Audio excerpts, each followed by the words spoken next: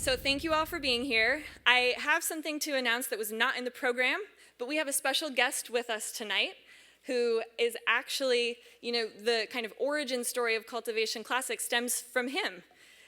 Our Congressman Earl Blumenauer is with us, and he's going to say a few words. Congressman Earl Blumenauer He has devoted his entire career to public service, beginning with spearheading the effort to lower the voting age to 18, both in Oregon and at the national level, while still a student at Lewis and Clark College.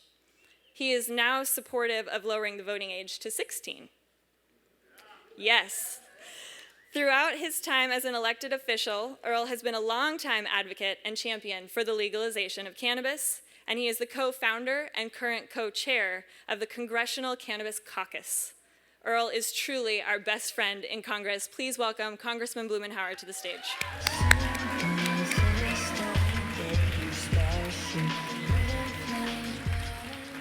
Thanks, Steph, and thank you all for being here. It's appropriate that we're having this in Revolution Hall, right?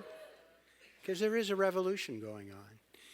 It's taken a long time, much too long, but we're reaching the point where people are starting to understand that the failed policy of prohibition of cannabis is wrong-headed, destructive, counterproductive, and not the wave of the future. We now have some form of cannabis legal in 47 states. 47 states.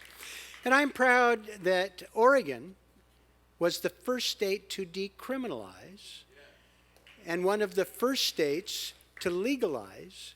And with the Cultivation Classic, you're part of the evolution of this movement. Only in Portland, or shall I say Portlandia, would this happen. Being able to signify the maturity of this effort, the breadth of the involvement, the notion that there's a role for science, for careful analysis, for being able to do it right. And it is spreading. You notice we had a little action in the legislature where they're setting the stage for being able to sell cannabis across state lines. In my day job in Congress, when I'm not leading the effort to end that failed prohibition of cannabis, I chair the Trade Subcommittee for Ways and Means. And Canada went all legal on us October 17th. Mexico is now looking at moving towards legalization of adult use. As I mentioned, we've got 47 states that are doing something. We have an opportunity for a North American cannabis market.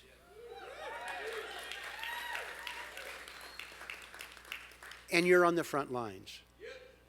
We've also seen the blueprint that we've developed for this Congress. I was involved with almost 90 campaigns around the country to try and get you a better Congress, and it's turning out pretty well. We were able to share with each and every one of the candidates we helped information about why they ought to not just support, they ought to embrace legal cannabis, medical cannabis, the research, the banking. This is the wave of the future for so many people. Think for a moment what's going to happen when we are able to have the VA, Medicare, and Medicaid be able to utilize medical cannabis.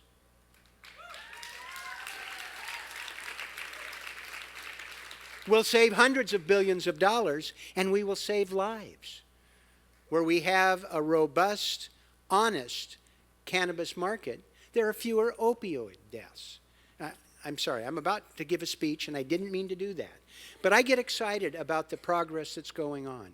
We just had, last month, the first hearing for a substantive committee that passed out the banking bill with 45 to 15 votes, including 11 Republicans. This movement is cresting. There's real progress available in this Congress. I am convinced, if not this Congress, certainly next, we will have full legalization. Our time has come. We're going to be able to break down those barricades and barriers and be able to have the full promise of this product. You know, it was interesting that even Mitch McConnell embraced hemp in the last Congress. You know, it took a little while. I mean, I'm sure Thomas Jefferson and George Washington are spinning in their grave with the notion that we had to do this for hemp, something they grew on their plantations, or not they, slaves grew on their plantations, but it was a part of their life. And with your work, we're making it an appropriate part of people who want to take advantage, who people want to develop the products, help other people, be able to be pioneering in something that's going to make a huge difference in the lives and livelihoods of others. And last but not least is the notion of restorative justice. This failed prohibition of cannabis fell heavily on people of color, especially young African American men, destroying 1 million lives. And we're in the process now of reversing that catastrophe. And all of you have played a role in it, and I thank you. Looking forward to being your partner this year or next, where we get this across the finish line. Thank you very much.